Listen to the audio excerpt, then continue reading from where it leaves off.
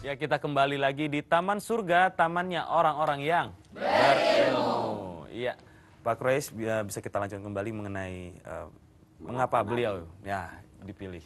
Oke, tadi kita sudah katakan bahwa ajaran ini bersifat universal untuk seluruh dunia, maka tentu perlu dipilih posisi tengah. Di posisi tengah ada dua superpower. Tentu kalau di tempat, di wilayah salah satu dari keduanya tidak akan lancar karena akan ditebas oleh ini. Maka wilayah yang tidak berada dalam pengaruh kedua superpower itu adalah wilayah apa yang kita namai sekarang Saudi Arabia.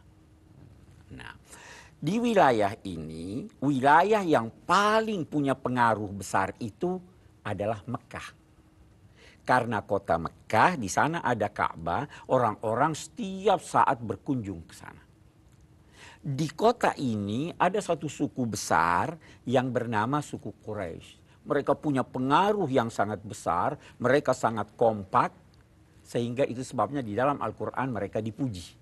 Nah, jadi kalau begitu harus dicari orang dari Mekah. Nah, yang di Mekah ini, suku Quraisy ini ada dua cabangnya. Satu cabangnya dari Hashim, satu cabangnya dari Umayyah. Hashim ini turunannya, dia dan turunannya punya tiga keistimewaan. Yang pertama gagah, orangnya gagah-gagah.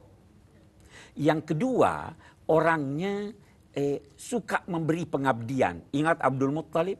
Iya. Oke. Yang ketiga, mereka tidak cenderung untuk pandai berpolitik, tidak ingin merebut banyak harta dan sebagainya. Kalau Umayyah orangnya tidak gagah, tetapi pekerja keras, pandai melakukan muslihat, dan senang dunia. Dipilih yang mana nih sekarang? Harus dari Hashim yang dipilih. Yang gagah, yang simpatik dan sebagainya. Nah, pada waktu itu orang yang paling gagah, yang paling simpatik, yang paling berwibawa, yang paling memenuhi syarat-syarat untuk ini adalah Muhammad sallallahu alaihi wasallam. Karena itu Allah pilih beliau. Itu sebabnya. Mengapa kita lihat lagi, ada ajaran. Ajaran itu tertulis, terbaca. Al-Quran kan? Iya. Tetapi kalau hanya dibaca, hanya didengar, belum tentu semua orang faham. Maka perlu ada orang yang memberi contoh. Maka Nabi ini yang memang mempunyai sifat-sifat yang terpuji, yang simpatik dan lain-lain sebagainya. Beliaulah yang dipilih oleh Tuhan. Kamu saya berikan wahyu, sampaikan kepada masyarakat, sekaligus kamu beri mereka contoh pengamalannya. Supaya orang meneladani beliau. Itu sebabnya maka Nabi Muhammad yang dipilih. Kita lihat tadi. Semua keistimewaan para nabi itu dianugerahkan kepada Nabi Muhammad. Saya akan ambil satu contoh. Nabi Yusuf itu gagah. Siapa lebih gagah, Nabi Muhammad atau Nabi Yusuf? Nabi Muhammad. Hanya bedanya, Nabi Yusuf itu wibawanya lebih rendah dari wibawa Nabi Muhammad. Karena itu bisa saja dia disuruh-suruh oleh Zulaikha, ayo keluar ini. Kalau Nabi Muhammad gagah, berwibawa, simpatik, dan dia senang pada orang. Sehingga memang tokoh ini disiapkan oleh Allah Subhanahu wa Ta'ala sedemikian rupa untuk menjadi teladan bagi umat manusia. Nah, satu hal lagi yang saya ingin katakan. Kita dewasa ini seringkali beranggapan teladani Nabi Muhammad dalam segalanya. Poligami juga boleh diteladani beliau. Nah, kita ingin luruskan ini. Nabi Muhammad itu tidak semua apa yang beliau lakukan harus diteladani. Tidak semuanya. Karena beliau mempunyai paling tidak 4 atau 5 fungsi terkadang sebagai rasul, terkadang sebagai mufti, terkadang sebagai hakim, terkadang sebagai sosok pribadi berkaitan dengan kedudukan beliau sebagai rasul dan nabi, terkadang lagi sosok pribadi yang tidak ada kaitannya dengan ini. Kalau sebagai rasul semua benar, semua ucapannya benar, semua tindakannya benar. Kalau sebagai mufti itu ucapannya tertuju kepada semua orang. Benar tertuju kepada semua orang. Kalau sebagai hakim, ucapannya itu hanya tertuju kepada kasus yang berselisih. Kalau sebagai manusia dalam kedudukannya sebagai nabi, pribadi tidak perlu diteladani dan boleh jadi tidak boleh diteladani. Saya beri satu contoh. Sebagai pribadi Allah mengizinkan Nabi Muhammad menghimpun 9 orang istri. Boleh tidak diteladani itu? Tidak boleh. Sebagai pribadi Nabi Muhammad SAW kalau tidur tidak perlu wudhu lagi. Kenapa? Beliau berkata, mata saya tertutup tapi hati saya tidak tidur. Saya selalu sadar. Sebagai pribadi beliau tidak boleh menerima zakat. Itu pribadi dalam, itu tidak harus diteladani. Nah, ada lagi sebagai pribadi, boleh jadi dalam kedudukan beliau sebagai pemimpin masyarakat atau sebagainya. Kita ambil contoh, Nabi Muhammad gondrong. Ini anak muda mau ikut gondrong. Itu berkaitan dengan budaya ketika itu.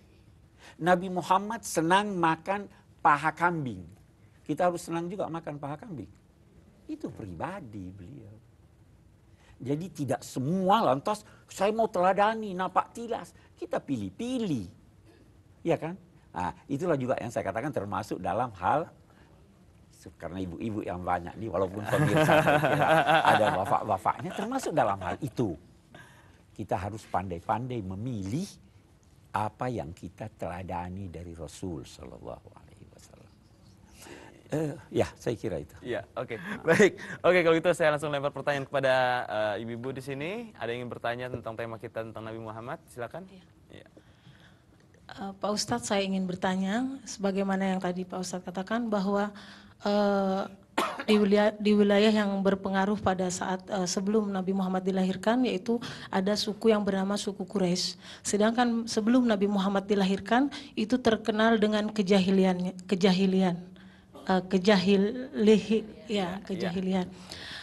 Bagaimana dan apa yang dianut oleh suku Quraisy pada waktu itu, sedangkan pada waktu itu Islam atau Nabi Muhammad belum diutus kepada kaum Quraisy pada waktu itu, dan Islam diutus ketika Nabi Muhammad dilahirkan dan untuk menyebarkan agama Islam.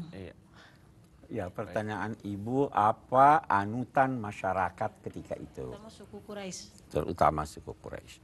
Oke, sebenarnya masyarakat Arab secara umum sangat mengagungkan Nabi Ibrahim alaihissalam. Mereka mengaku menganut millata Ibrahim. Tetapi ajaran Nabi Ibrahim ini, karena memang sudah begitu lama, sedikit demi sedikit terjadi erosi, sehingga tidak sepenuhnya sudah sama.